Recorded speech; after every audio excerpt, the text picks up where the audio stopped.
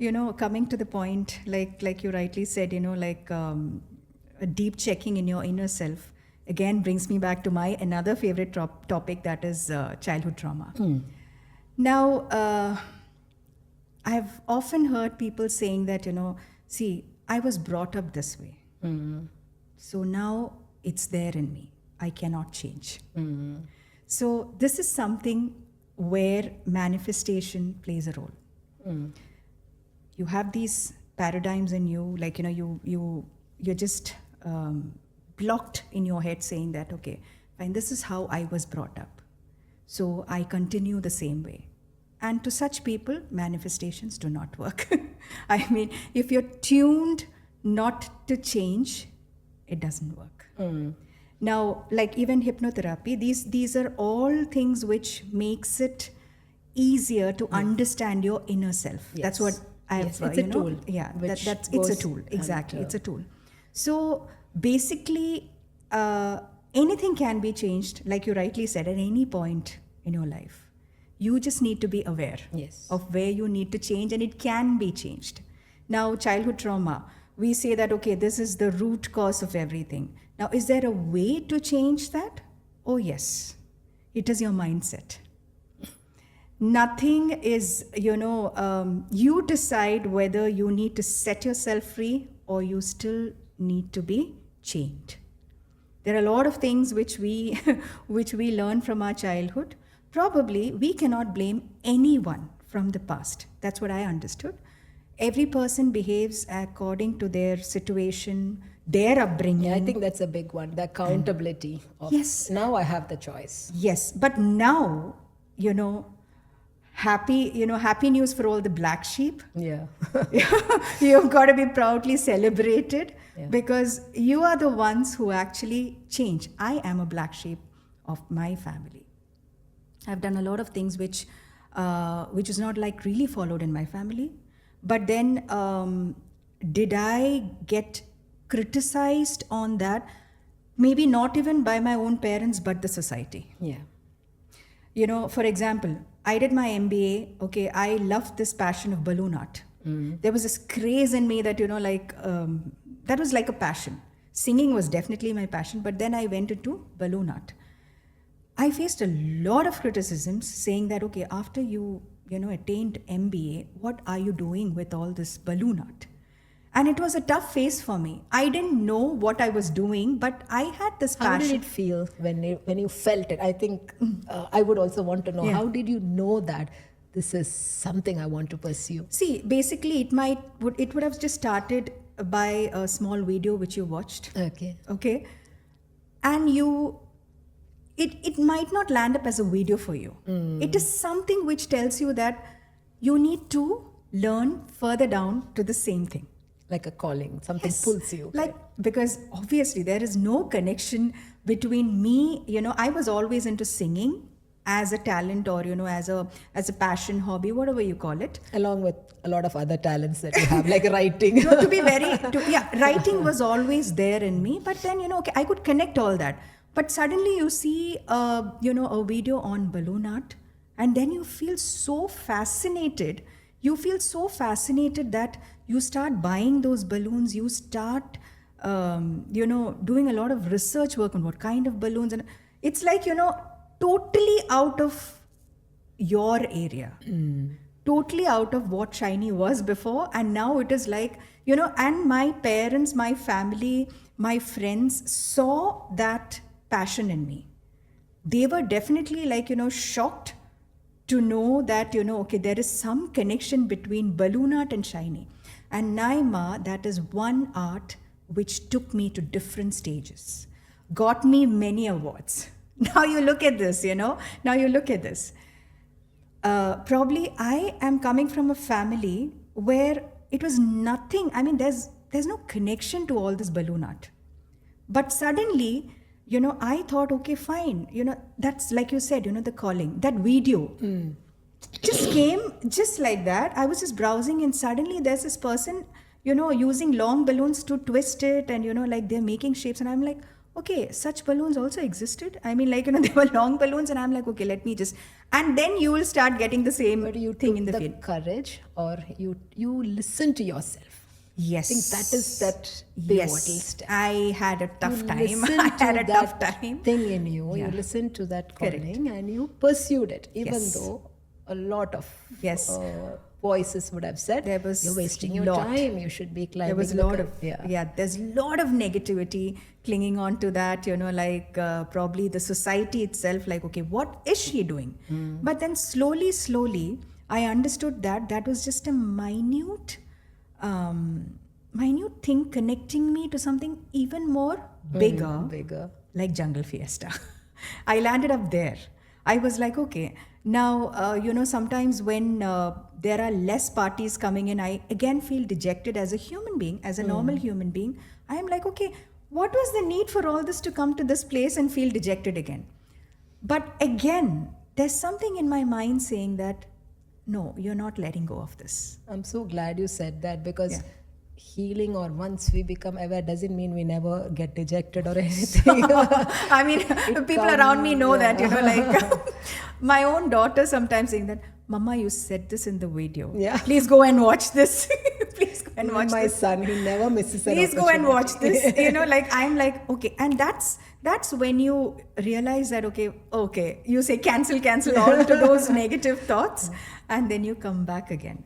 So, that was my episode of That's so beautiful, Shiny. It a was big like turning point. A how big turning that point. became your gateway to so many other things. Because Naima, when I would happily talk about my balloon art, because that was treated very silly. As many people came to me like, what are you doing with this? Like, at times, like when I'm at home and I'm making balloons, like, people will be like, seriously, Shiny? Like, because they connect balloon art to kids. Yeah. So what are you sitting and doing with, what are you fiddling around with balloons and all these things? What are you doing to your life? But Naima, like you said, how did you feel at that time? I think that's very critical here. Yes, Share I with us. felt that, no, there's something in this. I'm like closed to all those negative voices. I'm just completely closed. But trust me, it is my balloon art, I would proudly say, has taken me to various stages and given me a lot of awards. It is not of course, my singing, my passion for singing, and I would, I'm so grateful about my voice, or probably all the talks which I've done, everything. But what took me to those stages and what made me get awards is my balloon art. Why?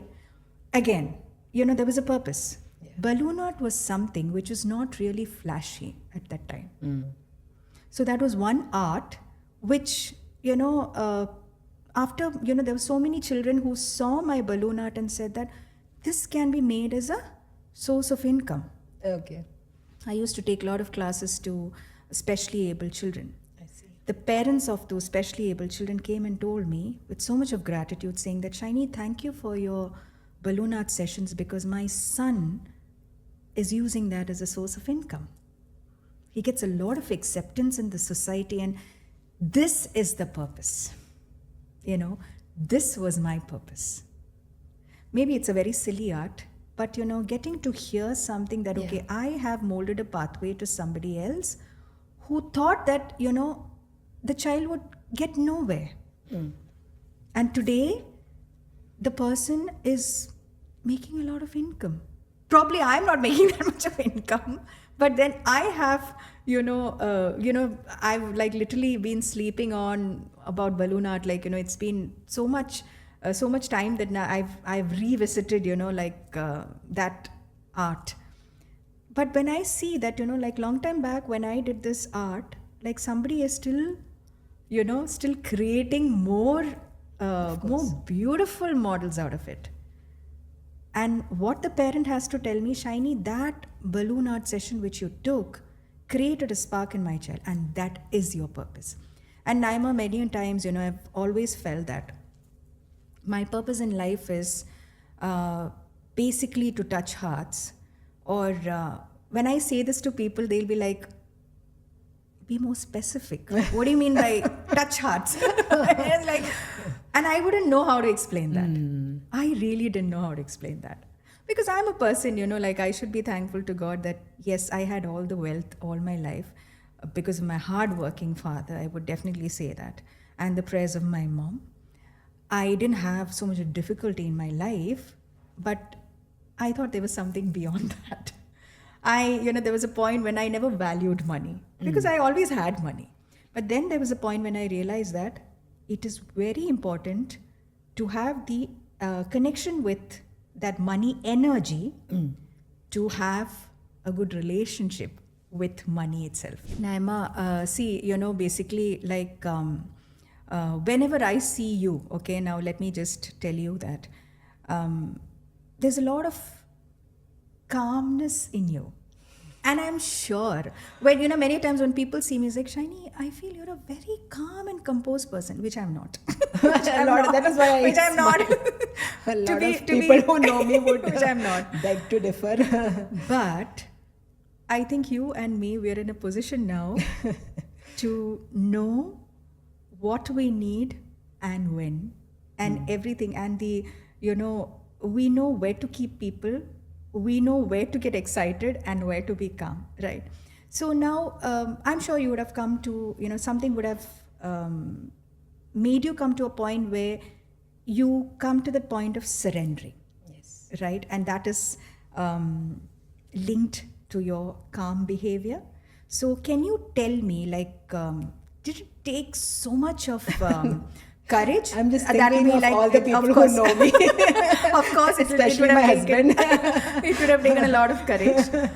But what was that, what was that calling in you for you to, from your that, probably like we all have a little bit of impatience. So from that nature to a calm Naima, what was that? I'm very interested to know, like, how did you reach there? I think the only thing that I would have maintained would be being open to lessons. Correct. Being open to him, asking the higher self, the higher power, what are you trying to tell me? Why am I so frustrated? Why am I going through this? And a lot of essays would follow. I feel this, I feel that, I feel terrible. And I think he answered me in the form of my support system. My husband, my very close friends, my family, they're very supportive. And I think he answers in different ways. Correct. And if we are open, he'll tell us the lesson. Each layer by layer we will learn. And I think our whole journey is about that. Getting closer to him while peeling off layers in us which could be stopping us from completely connecting to him. And he sends us resources in all forms. Teachers, I have to mention. The right teachers come to us, the right books, the right people. Yes. A lot of resources come our way when we connect to him. And the only thing I did probably would be keep myself open in front of him. The rest is a journey for everyone. Each one of us are going through that journey. And it comes in different bumps and different routes and different ways. True. But it opens up. So basically the crux is, what you're trying to say is the readiness to accept that inner healing in you. Even that readiness takes some knocking. Oh, for sure. No, of course. I would second that. Not some. I think lots. Finally there's right, a big left, blast, and center. and then correct. So there's a prayer. One of my teachers pray that we get prepared to receive what he's giving us. Correct. So with love and compassion. So when we put that intention out, we get prepared. And a lot of times it's uncomfortable, it's painful, it's a lot of tears and crying. But if we move one step closer, or to him also means closer to our own authentic self. Yeah. Then genuine happiness starts to bud and bloom. And I think that is the pursuit we are all after. Because sometimes we try to satisfy ourselves with a lot of fleeting things or pleasures which are readily available. But at the core of our core, we are looking for genuine happiness. All of us are seeking that. Correct. And how we do it, he will frame different ways for each one of us. Maybe my way was the therapy way, the theory way, the technical way, or the connection way. My core way would be through connecting to people. But for each individual, it will be different. He has a plan for all of us, and he will guide. I think, this podcast will never end. So now it's time for us to wind up. Yeah. So And that is the best of times when we don't know how the time is passing. That's the thing. And so, Naima, what's, I know the viewers would have got some extremely happy notes from this podcast, but what's your take about this podcast? I think if you can talk about the morning conversation before the podcast, the messaging we had, and it was like that from the beginning, Shiny, the way we connected. There was a lot of unsaid things. There's a lot of experience which happens when we interact. More than the words, there's a lot of, I actually feel physically also, I feel like goosebumps sometimes when we, so I think I wouldn't want to put a lot of words to it. We should leave it to experience. I think I would leave it with the word thank you for everything, Naima.